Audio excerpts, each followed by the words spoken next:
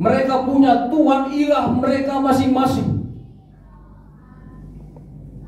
Begitu banyak ilah, begitu banyak ideologi, begitu banyak paham, begitu banyak pengajaran, begitu banyak rupa-rupa aturan-aturan moral yang kemungkinan besar bisa mengikis kepercayaan orang percaya, yang membuat berubah hati orang-orang percaya, sehingga sebelum mereka sampai ke sana berbaur, dan sebelum mereka sampai ke tanah Kanaan ada di lingkungan dengan orang-orang yang punya ilah-ilah yang berbeda dengan mereka. Maka Tuhan berkata supaya mereka kuat, supaya mereka punya prinsip, supaya mereka memiliki iman yang kokoh, maka kenalkan Tuhan ini, maka kasihilah Tuhan ini, dan ajarkanlah itu kepada anak-anakmu. Itu kata firman Tuhan kepada orang Israel. Oleh sebab itu dari ayat ini maka ada 4 hal yang boleh kita pelajari tentang bagaimana seorang bapak sebagai ibu mendidik anak-anaknya. Yang pertama sekali, orang tua harus mendidik anak-anaknya, memperkenalkan Tuhan kepada anak-anaknya. Saya bisa percaya kepada Yesus bukan oleh karena pendeta, juga bukan oleh karena guru Injil sing tua, juga bukan oleh karena penginjil, juga bukan oleh guru-guru sekolah minggu, bukan. Saya percaya kepada Yesus Kristus oleh karena ada Bapa, oleh karena ada Mama. Sebelum saya mengenal guru sekolah minggu, maka mereka lebih dulu yang mengajarkan siapa Kristus, siapa Tuhan, dikenalkan kepada kita. Diberikan kepada kita satu masukan supaya kita cinta kepada Tuhan, supaya kita mengasihi Kristus. Itulah posisi orang tua. Sehingga posisi orang tua bukan hanya kasih makan, minum, kasih baju, sandang pangan, dan juga memberikan shopping ke sana kemari, liburan ke sana kemari. Bukan yang pertama sekali. Tugas tanggung jawabmu, hai orang tua, adalah kenalkan Tuhan. Ajarkan anak-anak supaya anak-anak itu mengasihi Kristus, supaya mereka kuat, punya prinsip, punya iman yang kokoh. Kemanapun mereka pergi merantau, kemanapun mereka pergi berstudi, tetapi mereka punya basis yang kuat dari ajaran ibu, ajaran bapak. Jangan sampai ada orang tua mengajarkan yang sebaliknya, mengajarkan bermain judi, mengajarkan bermain yang tidak baik, mengajarkan hal-hal yang lain, mengajarkan filsafat yang jelek. Tetapi Tuhan berkata kepada orang Israel, maka ajarkanlah secara berulang-ulang kepada anakmu, kata firman Tuhan. Ini tugas tanggung jawab kita. Kita harus memperkenalkan Kristus. Kita juga harus memperkenalkan Kristus, dan juga harus memberikan kekuatan kepada anak-anak supaya mereka mengasihi Kristus, mengasihi Tuhan Allah dengan segenap hati. Puji Tuhan. Itu tugas kita. Banyak orang tua menganggap ini hanya sekedar, ya kalau saya punya waktu, kalau saya punya kesempatan, saya akan ajar. Ada orang tua berkata, kalau saya punya kesempatan, Pak Pendeta, saya selalu ajar kok. Tidak perlu kau katakan kepada itu kepada saya selalu ajar. Saya mau katakan saudaraku, hal mendidik anak, memperkenalkan Kristus, bukan bicara you punya kesempatan apa tidak. Dari semua pekerjaan kau harus tinggalkan itu demi mengajar anak-anak. Dari semua usahamu kau harus tinggalkan itu. Kalau memang usahamu membuat engkau tidak punya waktu mendidik anak-anakmu, tinggalkan semua usaha itu. Tinggalkan pekerjaan itu. Jangan sampai nanti itu alasanmu berkata, saya tidak punya waktu. Saya harus bekerja keras, mendidik keras, supaya anak-anak saya bisa makan, supaya mereka bisa minum. Jangan sampai kau lalaikan tugas utamamu demi daripada tugas-tugas yang lain yang bukan primer. Perhatikan anak-anakmu, saudaraku. Itu sebabnya mendidik anak-anak ini bukan kalau kau punya waktu, bukan jika ada waktu-waktu yang senggang, bukan pada waktu ada kesempatan-kesempatan tertentu, Maksudnya firman Tuhan, mana saat kau tidur, mana saat kau bangun, mana saat kau duduk, mana saat kau bepergian, kata firman Tuhan. Maka ajarkan ini, kata firman Tuhan. Sudahkah kau sudah mengerjakan tugasmu, bapak-bapak? Sudahkah kau memberikan tugas perhatianmu, mendidik anak-anakmu, hai ibu-ibu? Saudara, aku agak kasih dalam nama Yesus. Yang kedua sekali, ajarkan, didik anak-anakmu secara intensif. Itu sebabnya katakan berulang-ulang. Ada satu pekerjaan yang dikerjakan secara kontinu, secara jamak, berkali-kali. Saudaraku, orang Israel itu masa-masa hidupnya itu diisi anak-anak itu dengan belajar. Usia 1-5 tahun, maka anak-anak itu di bawah pengasuhan orang tua, ayah dan ibu. Mereka diajarkan tentang syahadat mereka, yaitu Ulangan 6 pasal 4 ini. Mereka diajarkan, mereka diberikan cerita-cerita bagaimana Allah membelah laut, bagaimana Allah menenggelamkan orang Mesir, bagaimana mereka makan roti dari mana, bagaimana mereka diberikan buyung puluh, bagaimana mereka dilindungi tiang awan, tiang api. Maka ini cerita-cerita yang tidak boleh lalai diceritakan oleh orang tua kepada anak-anaknya. Itu di usia 1-5 tahun. Dan usia 6-12 tahun mereka harus diajarkan dari Kejadian sampai kepada kitab Ulangan. Mereka harus hafal itu. Usia 12 mereka akan diajarkan tentang misa. Ada 613 hukum-hukum mereka. Sampai usia daripada 20-an, 25, 29, mereka diajarkan tentang berbagai hal tentang hukum-hukum Israel. Baru di usia 30 tahun mereka disebut sebagai guru, karena mereka sudah menjadi murid begitu lama sekali. Karena apa? Karena pentingnya pendidikan tentang Tuhan kepada bangsa Israel. Saya mau saudaraku yang kekasih dalam nama Yesus, orang tua jangan sampai melalaikan ini. Alkitab berkata bahwa janganlah menghindarkan rotan ke punggung anakmu. Jika engkau membuat rotan ke punggung anakmu, mereka tidak akan mati. Artinya apa? Supaya ada satu intensif yang luar biasa. Engkau kerjakan, engkau lakukan semua perintah firman Tuhan ini, dan mendidik anakmu juga sedemikian rupa. Harus intensif, saudaraku. Kita ini saudaraku yang kekasih di dalam nama Yesus, apalagi orang-orang Batak ini, sering sekali mengabaikan pendidikan kepada anak. Kalau anak-anak nakal, biar mau burung anak mon, kata bapak kepada ibunya, kau orang bapak nahu, iya. Enggak, lu jauh dari sana sini, dari sana sini, dari sana sini. Tidak ada alasan, saudaraku. Saudara dari mana, bekerja dari mana, usaha dari mana, pulang jam berapa, tidak ada alasan. Yang pasti saudara harus intensif mengajar anak-anakmu, didik mereka sebaik-baiknya. Kalau ada anak-anaknya nanti bertumbuh berkembang menjadi anak-anak yang tidak takut akan Tuhan, maka pertama sekali yang dituntut oleh Tuhan adalah bukan pendeta. Ya tahu saudara,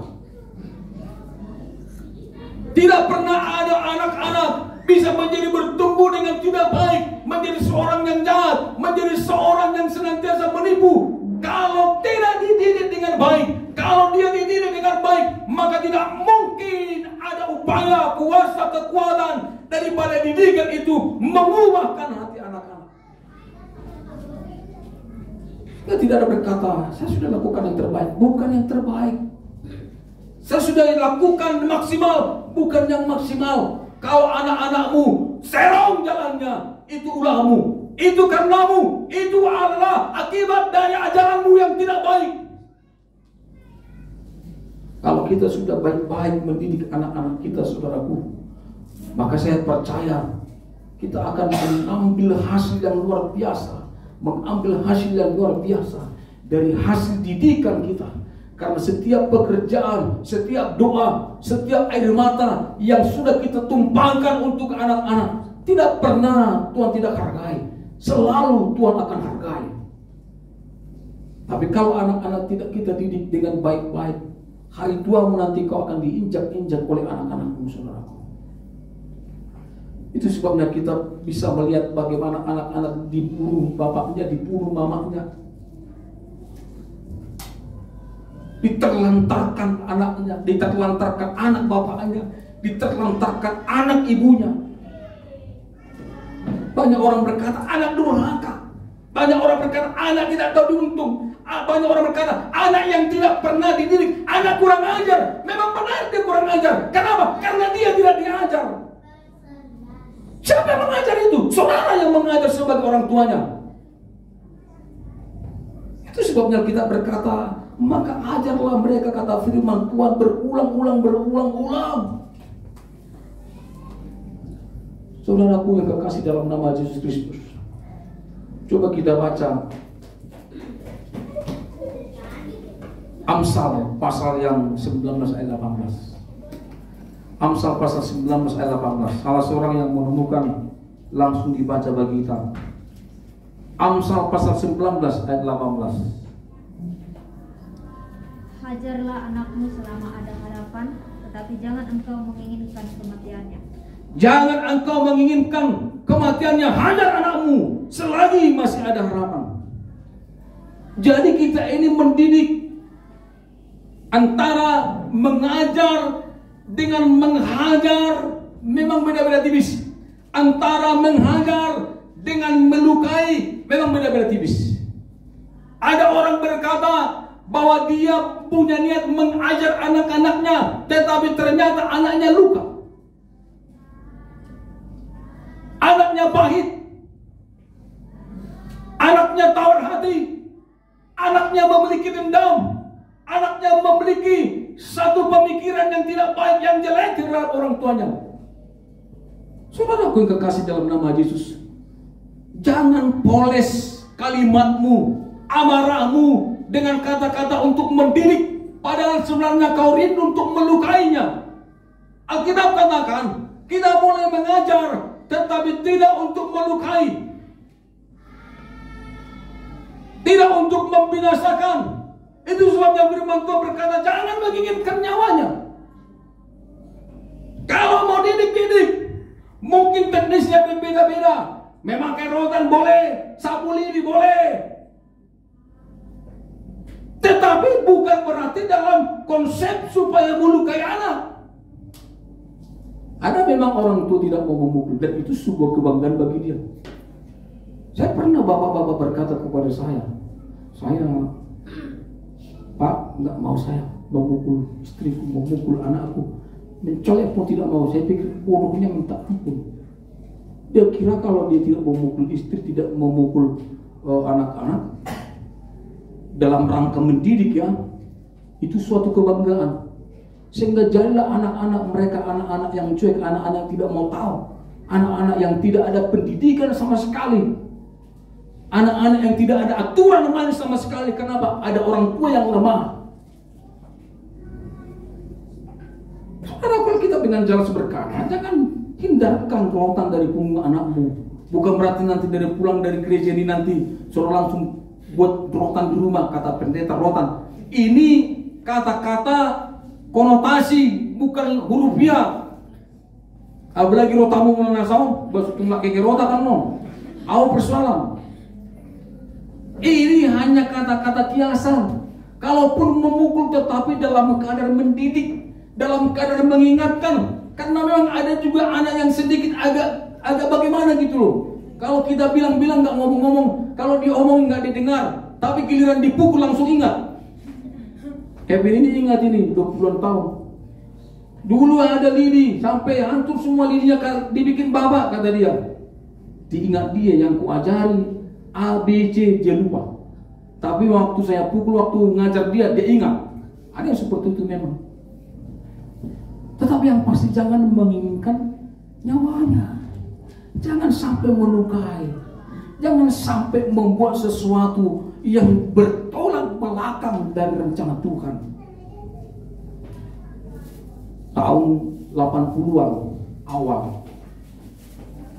dulu ada kabar di SIP Bahkan itu sudah dibuat film tentang seorang anak Haryanggara.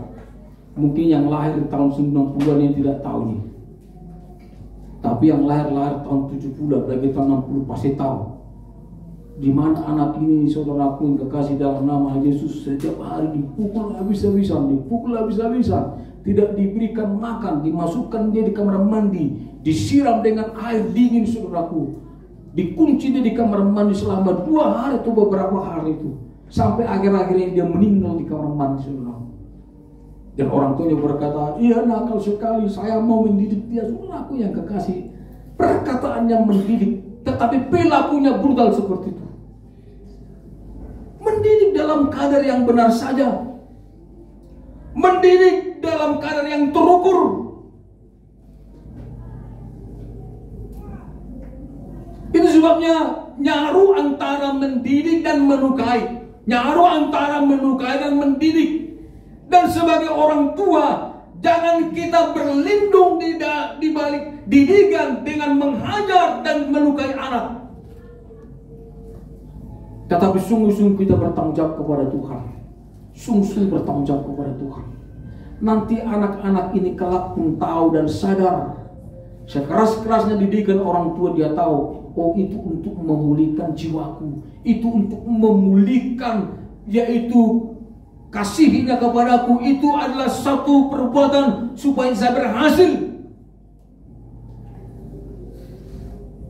Di Myanmar ada satu cerita, dan ini kisah nyata. Haryanggara itu juga kisah nyata. Ada namanya seorang perempuan, namanya Nguyen. Nguyen ini hidup dengan ibunya yang janda, dan mereka ini hidup berdua, ibunya janda, dan dia seorang anak tunggal perempuan namanya Nguyen. Masih anak-anak menginjak masuk ke remaja, sekitar 7-8 tahun. Namanya orang tua ditinggal, ibu ditinggal suami, maka dia bekerja keras mengambil kayu dari hutan dan dijual di pasar, mengambil daun-daunan dari hutan, pokoknya apapun yang bisa diambil dari hutan dan akan dia jual di pasar. Dan pendapatannya itu hanya untuk bisa makan minum, untuk beli baju seadanya antara dia dan juga anaknya. Sebenarnya dia sayang sama anaknya ini karena dia hanya memiliki itu, tok anaknya tidak ada yang lain. Sementara suaminya sudah meninggal. Tetapi oleh karena suaminya meninggal, ibu ini selalu emosian. Mungkin oleh karena ekonomi yang terdesak, ekonomi yang tidak seberapa. Itu sebabnya panomposan anaknya dibuat. Setiap ketemu dia lihat rumah berantakan tidak disapu, langsung dipukul. Dan setelah itu dipeluk dan berkata, aku sayang sama kamu. Saudara aku kekasih, suatu waktu mamanya ingin pergi keluar dan berkata kepada anaknya, Nguyen, kau di rumah dulu, jangan kemana-mana, saya mau pergi sebentar. Tetapi beberapa waktu kemudian maka ibunya datang, saudaraku, ditemukanlah maka rumah kosong. Nguyen juga tidak ada di rumah. Dan beberapa waktu lamanya si ibu ini tertidur dan hanya pulang. Dia ketok-ketok pintu. Dan mamanya bangun dan marah-marah berkata, aku juga sudah bilang kamu jangan kemana-mana. Kenapa kau tinggalkan rumah? Kau tidak taat, kau tidak mendengarkan nasihat orang tua. Sehingga ibunya ini kembali tertidur, saudaraku. Di luar kau tidur, pergi aja kau ke sana, jangan masuk rumah. Saudaraku yang kekasih dalam nama Yesus, namanya tidur, dia nggak tahu. Apalagi di luar sedikit ada dingin datang, mulai cuaca hujan, salju. Itu enak-enaknya bagi ibunya tidur, saudara. Dan dia tertidur dan Nguyen di luar ketok-ketok pintu dan berpikir, ya udah kalau memang mama tidak buka, Pagi mungkin dia akan pergi ke pasar berjualan, dia akan masuk. Dia di luar, saudara yang kekasih dalam nama Yesus. Waktu dia di luar, dia kedinginan luar biasa. Dan pagi-pagi betul sekali mamanya keluar, saudaraku. Dan dia ingat, anak saya Nguyen. Tadi malam dia ketuk-ketuk pintu, saya suruh di luar. Di mana dia gerangan? Dia buka pintu, dia lihat anaknya, saudaraku, dan sudah membeku di depan rumah itu. Dan ditemukan di dalam dekapan anaknya ini ada satu kado dan ada tulisan selamat ulang tahun buat mamaku. Dan dia dekap kado itu, dan Nguyen sudah meninggal dunia. Dan mamanya menangis luar biasa. Dia menyesal. Ternyata si Nguyen ini pergi untuk membuat surprise kepada ibunya. Karena ibunya ulang tahun pada saat itu, dia kumpul uang tabungannya. Dia pergi ke pasar untuk membeli kado. Dan diam-diam dia ingin bikin surprise kejutan kepada ibunya supaya ibunya senang. Tetapi karena ibunya seorang temperamental seperti itu, bukan karena dia tidak punya kasih. Nguyen ada di luar dan jasadnya betul kaku, saudara.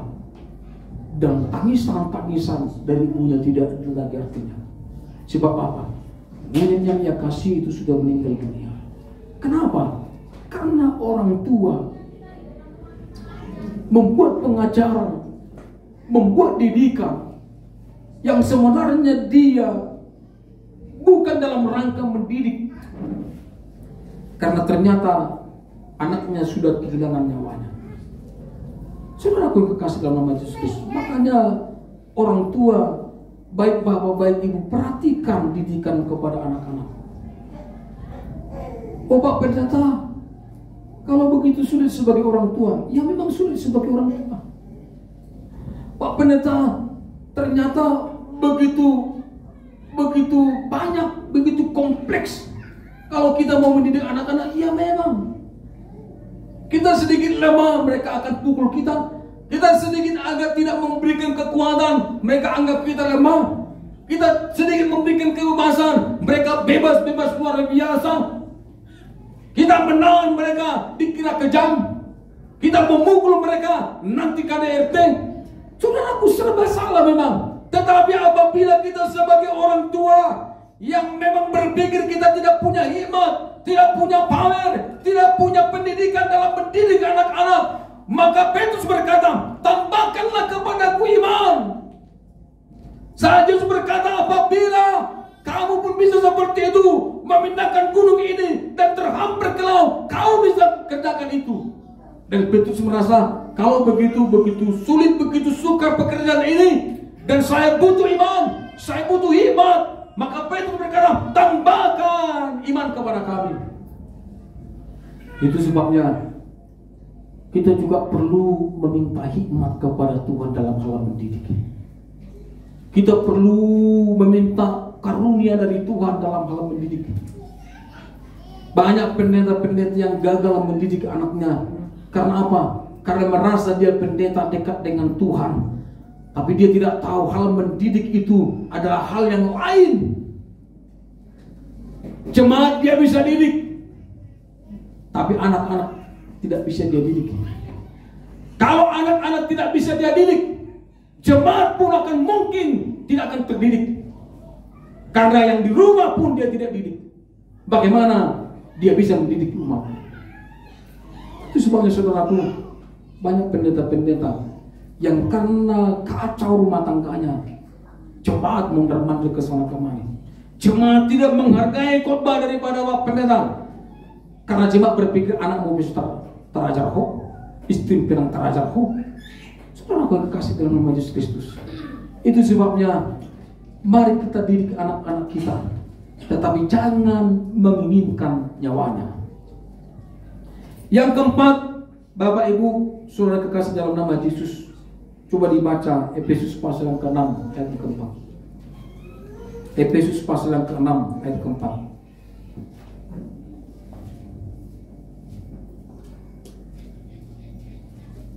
Salah seorang membaca bagi kita Efesus Pasal yang ke-6 ayat ke-4. Dan kamu bapak-bapak janganlah bangkitkan amarah di dalam hati anak-anakmu, tetapi didiklah mereka di dalam ajaran dan nasihat Tuhan. Jangan membangkitkan amarah dalam anak-anakmu. Dalam bahasa Inggris katakan, provoke not your children to wrath. Artinya, jangan memprovokasi anakmu untuk mengadakan perang. Saudaraku yang kekasih dalam nama Yesus Kristus, maksud ayat ini adalah sering sekali orang tua karena ada di hatinya disampaikan kepada anaknya, tapi anaknya tidak terima, maka dia provokasi anaknya. Kalau mau tubuh Siti Jaki, soalnya cocok dokter aku pak, burjuru buru Siti Jaki, ayam mata itu tong dalam rohana, mar, paruh itu buru tijak.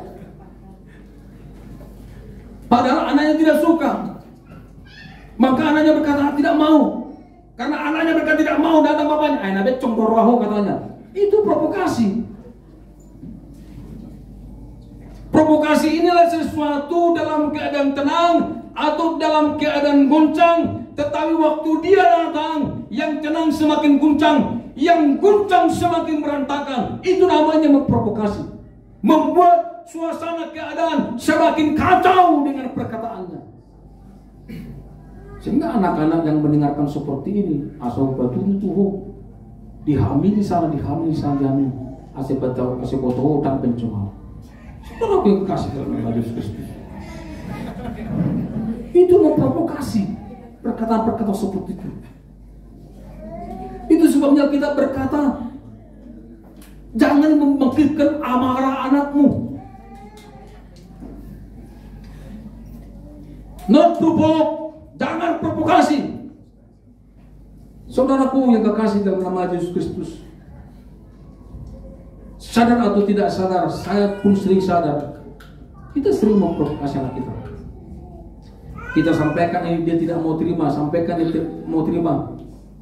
Kita langsung berkata-kata yang membuat hati anak-anak menjadi rusak, membuat hati anak-anak menjadi tidak baik, untuk melakukan hal-hal tidak baik, untuk membuktikan bahwa ia tidak seperti apa kata bapaknya. Itu provokasi. Saudaraku yang kekasih dalam nama Yesus, dalam Kejadian pasal 34 ayat 7, kalau saudara nanti baca juga 25-31, sewaktu keluarga Yakub ada di Sikem, maka Dina pergi dengan perempuan-perempuan Sikem, berbaur dan juga bercanda, bercengkerama, bermain bersama. Ternyata anak dari Hemor, yaitu Sikem, seorang raja di sana, melihat Dina ini dan tertarik hatinya. Dan waktu tertarik hatinya, maka ia langsung ambil si Dina ini, diambil, diculik si Dina ini, saudaraku. Dan ya, setelah itu maka Sikem berkata kepada Hemor, bapaknya, ambilkan Dina itu menjadi istriku.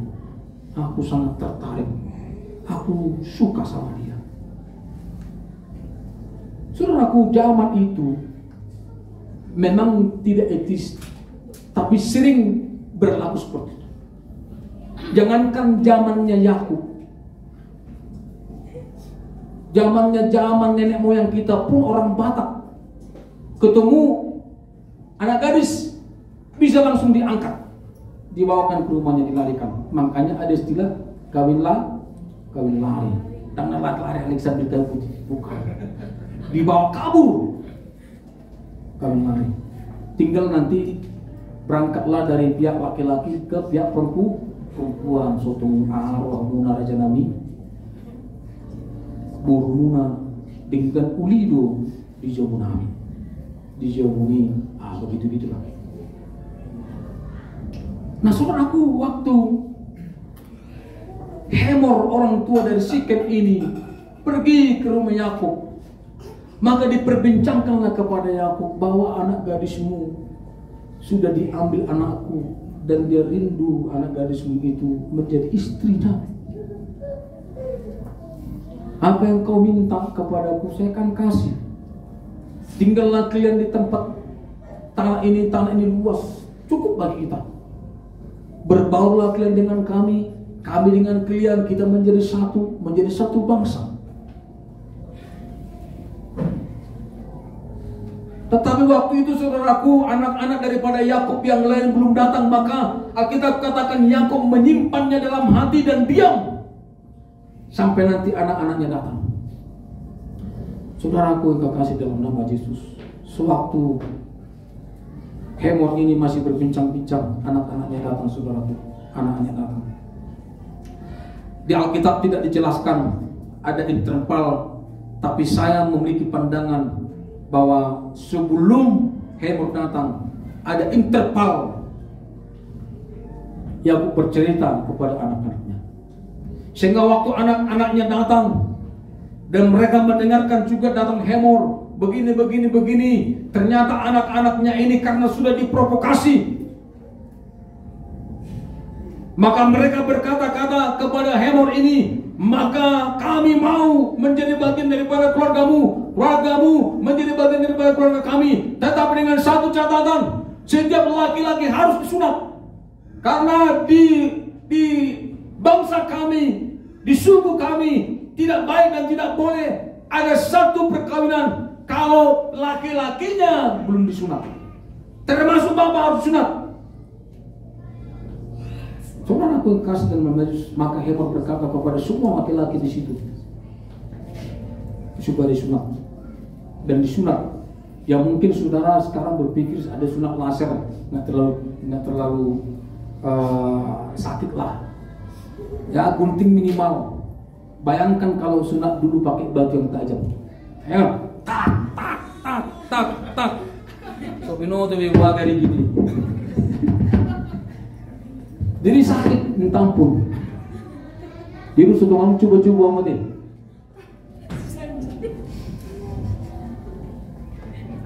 Pakai batu tajam. Abraham kan begitu pakai batu. Sehingga kita katakan dalam 3 hari setelah mereka itu sakit-sakitan, datanglah Simeon dengan si Lewi, 2 anak daripada Yakub ini, kata firman Tuhan, 2 orang masuk ke daerah itu. Dia bunuh semua, diambil semua. Saudara aku yang kekasih di dalam nama Yesus Kristus, perempuan ditahan. Tadi rencananya bahwa Dina ini mau dipinang, ada kerjasama, ada persatuan, maka di sana damai, di sini damai. Memang tidak etis waktu itu seperti itu. Tetapi akibat daripada provokasi, maka kedua orang ini saudaraku melakukan pembantaian yang luar biasa. Dan Yakub berkata, kenapa kau buat seperti itu? Adikku dilakukan yang tidak baik. Saudaraku kekasih dalam Yesus, itu akibat provokasi. Itu sebabnya pengamsal Efesus tadi berkata supaya kita jangan membangkitkan amarah. Coba baca Kolose pasal yang 3 ayat 21. Kolose pasal 3 ayat 21.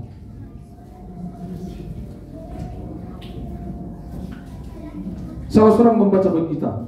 Kolose pasal yang ketiga ayat 21. Hai bapak-bapak, jangan sakiti hati anakmu supaya jangan tawar hatinya. Hai bapak-bapak, jangan sakiti hati anakmu supaya jangan tawar hatinya. Provokasi kedua, selain menimbulkan kekacauan pertikaian, bisa juga membuat hati anak-anak tawar. Saudaraku, tawar, tidak ada lagi rasa. Namangko dan yawi. Nah, minum po tang lamoraku. Makanya banyak anak-anak laki-laki, maaf nih, menjadi berjaga tua sampai 60, 70, 80 tahun. Kenapa ditanya ayo mano? Karena waktu dulu dia suka dengan si A, bapak tidak mau. Giliran bapaknya suka dengan si B, anak tidak mau, dipaksa supaya dengan si B, anak tidak mau, dipaksa terus. Anak menjadi tawar hati. Semua mau lebih tahu satu nama dia kata, coba bayangkan. Yang rugi siapa? Kita orang tua juga rugi. Kalau anak tidak berhasil, orang tua pasti akan celaka. Bayangkan kalau ada anak umur 30, 40 tahun, 50 tahun menganggur terus, siapa yang membelajarkan ini? Ya orang tua. Siapa yang kasih minum? Orang tua. Kenapa? Karena dia tidak bekerja. Kenapa tidak bekerja? Karena dia tidak produktif. Kenapa tidak? Karena ada bapak yang memprovokasi. Ada mama yang memprovokasi. Sehingga dia tidak mau lagi bekerja, tidak mau lagi menikah, tidak mau lagi hidup dengan baik. Dia hanya nuntang-lantung. Ayah anak ni sini, anak ni kita sini kita lanjut. Apa dia? Besoknya anak contoh. Nunda berus kemah, dia ada di bawah kawan. Anakku udah pernah ngomong, kapan saya pendeta aku kata-katain bapak kata. Ini utangnya aku do anak kon menutup pepat di tanah kon amang jual mati kamu. Asal aku bigi yang lama. Di sebenarnya hazak ku banyak dikibun nanti. Kalau bigi masih. Mau si karisotong ya boto aku anak tersayang terwana. Awe doko pasti sayangnya bapak. Harus sayang masukin. Semua aku yang kekasih dengan nama Yesus. Itu sebabnya jangan sakiti anak-anakmu supaya jangan tawar hati anak. Jangan membangkitkan amarahnya. Setiap kali kita membuat pendidikan, saudaraku, pendidikan kita adalah supaya anak-anak itu berhasil. Anak berhasil, upah akan dimiliki oleh bapak. Karena sudah mendidik dengan kerja keras anak-anaknya. Tapi anak yang tidak berhasil, maka Allah akan menuntut pertanggungjawaban kepada bapaknya. Bapak tidak boleh berkata, sekali dua kali saya ajar. Kalau tidak mau, saya tidak mau tahu. Urusan dia tidak ada. Orang tua tidak boleh seperti itu. Sampai nanti kita mati, orang tua harus mendidik anak-anaknya. Walaupun anak-anak sudah menikah, sudah punya anak, bahkan sudah punya cucu, maka tetap bapak harus mendidik anak-anaknya. Dan yang terakhir, saudara mendidik anak-anak bukan supaya saudara akan mendapatkan imbalan dari anak. Saya tidak mau mendidik anak-anak saya supaya nanti mereka sukses, saya tua nanti ada orang yang akan memakamkan saya, mereka tidak. Orang tua banyak seperti itu. Supaya ada yang memakamkan dia nantinya, dididiklah anak-anaknya. Saya mau mendidik anak-anak karena itu kewajiban saya. Dan harus kita didik anak-anak. Minta atau tidak diminta, harus didik anak-anak. Banyak anak-anak berkata, hidupku, tanganku, pikiranku, urusanku.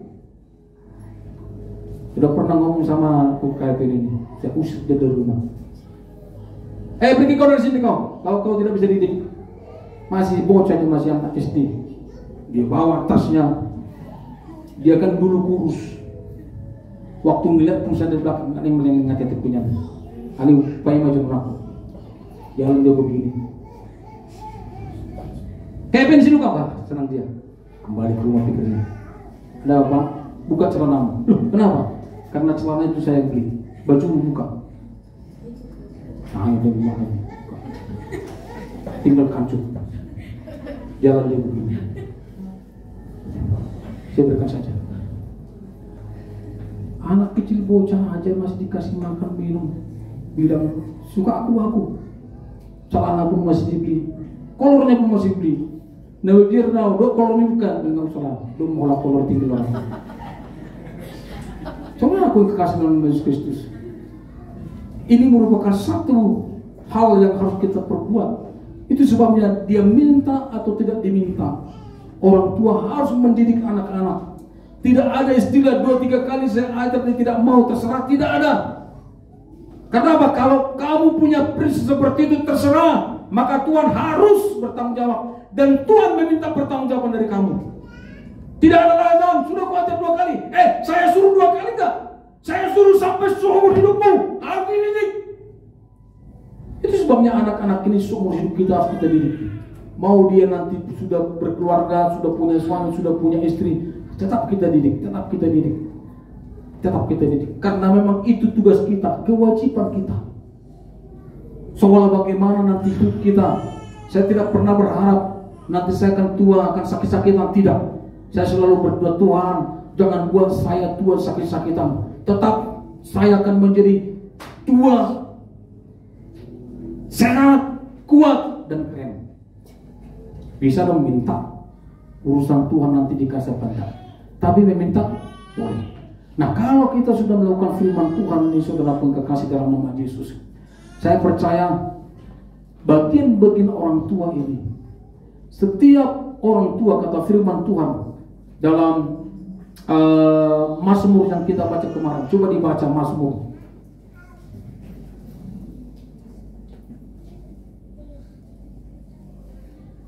Mazmur 128 ayat 16 ayat ketiga, coba dibaca. Mazmur 128 ayat ketiga. Demikian firman Tuhan. Istrimu akan menjadi seperti pohon. Oh, yang ayat kedua, Bang, ayat kedua. Apabila engkau memakan hasil jerih payah tanganmu, berbahagialah engkau dan baiklah keadaanmu. Istrimu akan menjadi seperti pohon anggur yang subur di dalam rumahmu. Anak-anakmu seperti tunas pohon jaitun sekeliling mejamu. Sesungguhnya demikianlah akan diberkati orang laki-laki yang takut akan Tuhan. Oke, sampai sana. Sesungguhnya demikianlah akan diberkati orang laki-laki yang takut akan Tuhan. Jadi orang tua yang mengajar dengan baik, maka kita katakan akan diberkati mereka yang takut akan Tuhan. Karena kita mendidik bukan karena kita ingin satu hasil dari mereka, tapi kita mendidik karena kita berkewajiban melakukan firman Tuhan. Dan kita kata firman Tuhan akan diberkati. Nah, kata-kata diberkati di sini dipakai dengan kata-kata nil, tuknil, barak. Barak itu atau tuknil itu adalah berlutut. Bayangkan Allah akan berlutut. Allah berlutut kepada kita, bukan berlutut dalam kapasitas menyembah, tapi konsep berlutut dalam orang Ibrani adalah siap melayani anak-anak Tuhan. Jadi orang yang berlutut itu bahasa aslinya diberkati itu adalah Barak. Makanya ada nama Barack Obama. Kata Barak di situ adalah berlutut. Jadi berlutut itu adalah suatu posisi di mana Allah siap memberkati kita. Allah siap menolong kita. Allah siap melayani kita. Apa yang diperlukan, apa yang kita harapkan, itu akan diberikan oleh Tuhan. Itu kata-kata tuknil atau barak. Itu sebabnya saudaraku, apa yang kau tabur, itu akan kau tuai. Kita akan tua dari Tuhan. Kita akan tua dari Tuhan. Oleh sebab itu, bapak-bapak, ibu-ibu, mari didik anak-anakmu. Didik dengan intensif. Didik dengan tidak mengharapkan nyawanya. Didik dengan sungguh-sungguh, saudara. Sebab anak-anak ini akan sukses berhasil. Itu tergantung dari didikan orang tua. Dan kalau anak tidak berhasil, maka orang tua akan diminta pertanggungjawaban. Tapi kalau anak berhasil, Allah akan memberkati saudara, siap menolong, melayani, memberikan yang terbaik kepada saudara sebagai orang tua. Puji Tuhan. Demikian firman Tuhan. Kalau minggu depan diizinkan Tuhan, kita akan berbicara tentang hubungan suami istri. Bagaimana suami bersikap kepada istri, bagaimana istri bersikap kepada suami. Dan juga kita akan diberkati kalau Tuhan izinkan. Kita mau belajar bagaimana kita kepada negara, dan bagaimana kita kepada Tuhan kita, kepada bos kita, kepada atasan kita, supaya semua hubungan-hubungan ini membuat kita menjadi pribadi yang menjadi pemenang dan bermultiplikasi. Puji Tuhan. Kita bangkit berdiri, kita menaikkan pujian bagi Tuhan.